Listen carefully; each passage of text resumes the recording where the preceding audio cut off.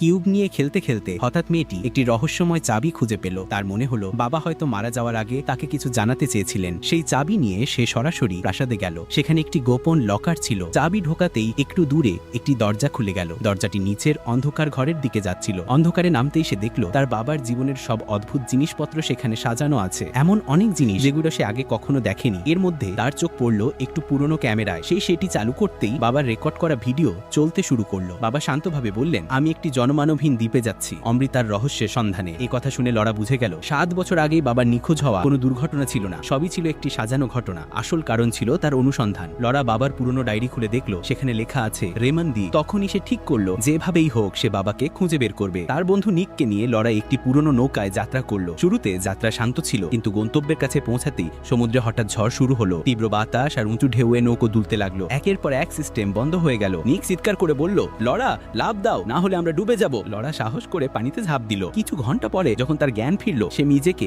একটি অচেনা দ্বীপে দেখতে পেল। ঠিক তখনই কিছু কালো ছায়া তাকে ঘিরে ধরলো। হঠাৎ পিছন থেকে কেউ শক্তভাবে আঘাত করলো এবং সে অচেতন হয়ে গেল। জ্ঞান ফিরলে সে নিজেকে একটি বিছানায় দেখলো। বাইরে বেরিয়ে সে অবাক হয়ে গেল। পাহাড়ের পাশে বড় বড় বিস্ফোরণ ঘটানো হচ্ছিল, যেন কেউ মাটির নিচে লুকানো কিছু খুঁজছে। এর মধ্যে একজন বন্দুকধারী তাকে ধাক্কা দিয়ে বলল, কাজে লেগে যাও। লড়া চারদিকে তাকিয়ে নিককে দেখে ফেললো। সে বেঁচে ছিল। নিক ধীরে বলল, এখানে সাধারণ জেলে আর শ্রমিকদের ধরে এনে জোর করে কাজ করানো হচ্ছে। কিন্তু লড়া হাল ছাড়ার মতো মানুষ ছিল না, কারণ তার লক্ষ্য ছিল বাবাকে খুঁজে বের করা। কাজ করার ভান করেই তারা দুজন পরিস্থিতি বোঝার চেষ্টা করলো। সুযোগ পেয়ে নিক একটি গার্ডকে আঘাত করলো এবং তারা দৌড়ে পালাতে শুরু করলো। কিন্তু অ্যালার্ম বেজে উঠলো। চারদিকে গুলির শব্দ। পালাতে পালাতে হঠাৎ লড়ার পা পিছলে গেল এবং সে সোজা 200 ফুট নিচে বয়ে যাওয়া খরস্রোতা নদীতে পড়ে গেল। অলৌকিকভাবে সে বেঁচে গেল। কিছু দূরে সে একজন বৃদ্ধ মানুষকে দেখতে পেল। লোকটি চুপচাপ পাহাড়ি পাথরের উপর উঠছিল। লড়াও তার পিছু নিল। উপরে উঠে সে দেখলো বৃদ্ধ লোকটি আগুন জ্বালিয়ে শান্তভাবে খাবার রান্না করছে। এভাবেই অদ্ভুত এক নতুন যাত্রা।